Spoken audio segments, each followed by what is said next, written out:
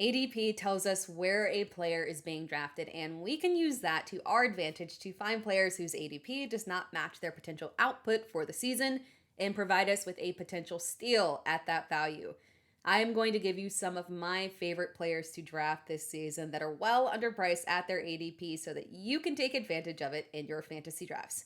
Now, I did not include any quarterbacks this week because I did a video earlier this week on late round quarterbacks. So if you are looking for potential quarterback steals, go and check out that video. But let's go ahead and dive into this video. This first guy, quite frankly, potentially my favorite player to draft this season, period, but definitely my favorite underpriced player this year. I completely understand why Courtland Sutton is underpriced at his ADP. Last year was a career year, and often, especially with more seasoned veterans, fantasy managers take an outlier year and say that it won't necessarily repeat because we just haven't seen it before in many, many years for that player. But I just don't believe that Courtland Sutton is going to repeat. I believe that he is actually going to exceed last year's production. Denver's receivers have been plagued with mediocrity for years, and it is easy to assume that last year, again, was just an outlier year for Courtland Sutton. And that makes people fade him, especially because a lot of people believe that Bo Nix is the prime candidate for second-year regression. I do not agree with that, but here's the reality. It cannot be a coincidence that Jerry Jeudy escapes Denver and has a career year. And Courtland Sutton, finally, with a very good quarterback, has a career year. Perhaps they were never really the problem. Maybe it was always the situation in the quarterback. Last year, Courtland Sutton finished as wide receiver 13 in total points and wide receiver 23 in average points per game. But that actually undersells the story. Because, again, he is tied to Bo Nix. Bo Nix, a rookie, he was just, developing throughout the course of the season. Bo Nix actually broke out in week 5.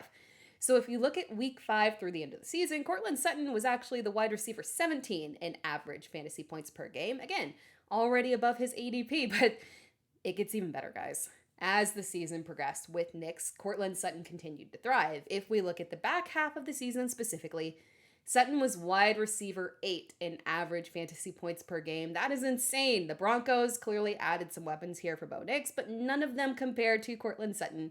I am obsessed with Courtland Sutton at value this year. We all know why Ricky Pearsall's rookie season got off to a slow start, but we finally saw Pearsall ascend at the end of the season.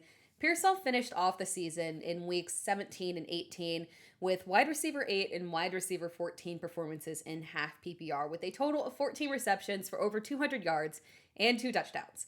The 49ers 2024 first round pick is in the perfect position to move into the immediate wide receiver 1 role. Now, don't get me wrong. I love George Kittle this year. I grab him whenever I can, but we were talking about ADP values in this video. Kittle was a massive steal.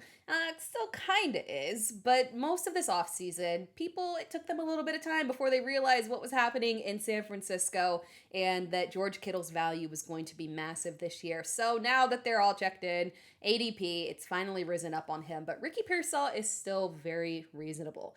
The 49ers receiving core was gutted. Deebo Samuel is a Washington Commander. Brandon Ayuk isn't even close to coming back. Kyle Shanahan actually recently spoke on Ayuk's injury timeline.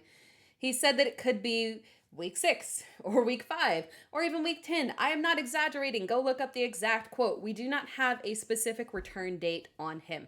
One thing is very clear here. The 49ers pass catching group is currently projected to feature Ricky Pearsall and George Kittle in week 1 with no clear timeline on Juwan Jennings, who has a calf injury as well. If you miss out on George Kittle, Ricky Pearsall is a must draft for you. Yes, the Colts do not know who their starting quarterback is, and regardless of who they end up choosing, it is more than likely going to be underwhelming. Regardless of who the quarterback is, I am in on Tyler Warren this season. Tight end is different than wide receivers. For tight ends, we are less concerned about quarterback accuracy issues or lack of arm talent. We are purely concerned about volume. Volume is king for tight ends. It matters more than anything. Even if the quarterback is bad, as long as the volume is getting pushed the way of a tight end, he is a tight end 1. People had these same concerns about Brock Bowers last year, and it didn't matter who the quarterback was, because when you are the first look at tight end, that is all that matters. Now, I love Michael Pittman Jr. I want the best for him. I want a quarterback that can actually make him the true wide receiver 1 that I believe he can be. And Josh Downs is definitely a fantasy favorite here, but neither of them have a true solidified role as the target leader in this offense. There is a legitimate path for Tyler Warren to be the Colts' target leader this year. The tight end formula is being the second look on your team that makes you a tight end one. And if you get the first look on your team, you are absolutely golden. Second look is extremely realistic and kind of likely for Tyler Warren here. First look, very possible. And you don't have to overspend on him. This is not Kyle Pitts rookie season type of value here. We have an excellent ADP discount on him. When he was drafted to the Bengals, I went to bat for Chase Brown as my guy, and I'm not stopping now on that one. Despite the stellar season last season, handling the vast majority of snaps and having strong versatility in the pass game, a PPR dream, the general consensus on Brown is that he is more of a borderline RB1 rather than a locked in top 10 asset with true overall RB1 upside. I disagree. But I fully understand why it is difficult to trust the job security of a day 3 back. But Brown did not just fall into the lead back role because of Zach Moss's injury. Brown was the clear superior back and outperformed him on all metrics. They started off the season, obviously, sharing carries, but we did see a slight shift towards Brown 2 games before Moss's injury. And then once Moss was gone and Brown took over as the lead back, that was it. The level of trust the Bengals have in Brown is clear just by the visible sheer number of snaps that man played. They could have forced somebody else in to share the workload. They didn't. That is their preference. Think Kyren Williams and the dominance that he showed in the backfield once he earned that spot in 2023, and then coming back in 2024 and just continuing to dominate as the lead back. Zach Moss is gone. Samaje Perine is not a threat. Taj Brooks is cool and intriguing in a way that he can ascend to being the direct handcuff, but this is Chase Brown's backfield. On the ground, through the air, Brown just produces and honestly is one of the safest RB1 picks outside of those top 3. ADP values often comes from teams in bad situations, like Tyler Warren would have a much higher ADP if he was catching balls from literally anyone else.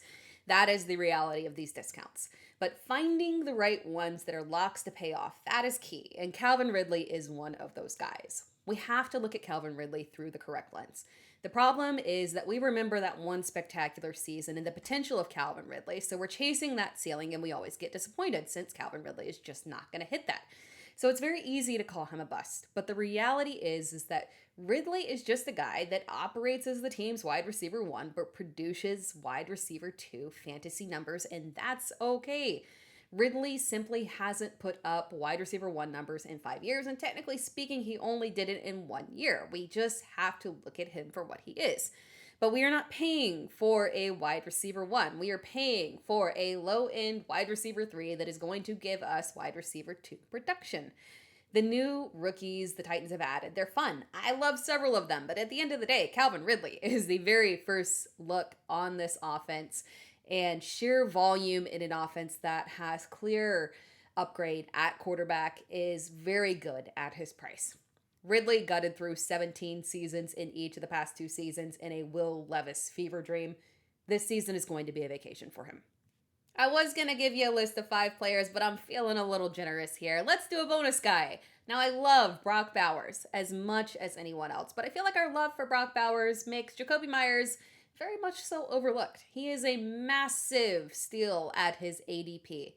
Some of that is Bowers, a lot of that is Bowers actually, and then some of it is that rookie hype of guys like Dante Thornton and Jack Besh, both of whom I do like, but Meyers is the wide receiver 1 of that offense, and he's actually a very safe pick.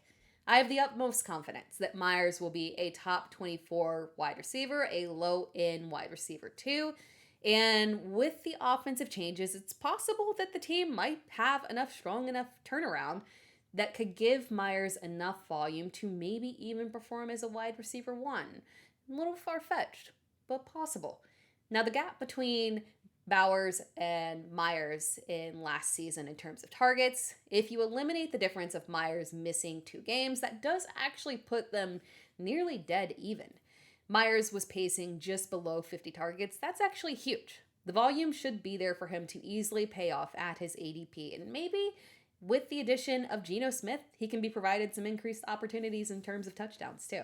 One more bonus. Let's do it. I'm feeling super generous here. This one is very short and sweet. Alvin Kamara gets a huge discount just for being in a pure dumpster fire. We don't know what is happening at quarterback, and quite frankly, whatever they decide, I find it hard to believe that anyone is going to hold down that job for an entire year. But Alvin Kamara is not new to this. He's true to this. It was a dumpster fire last year, and Kamara still managed to finish as the 10th overall running back, 6 in average fantasy points per game, and we get the pleasure of drafting him as an RB2. You can realistically roster both Bijan Robinson and Alvin Kamara. That's crazy. Kamara's value doesn't come from being in a good offense that gives goal line touches. It comes from pass volume. That is not going to change. He is an absolute steal at his ADP. Thank you so much for tuning in. If you love this video, be sure to like the video and subscribe to my channel. You can find me across all social media platforms at itsteratime. So make sure that you subscribed and you are tuned in because I am bringing you more fantasy football advice all season long.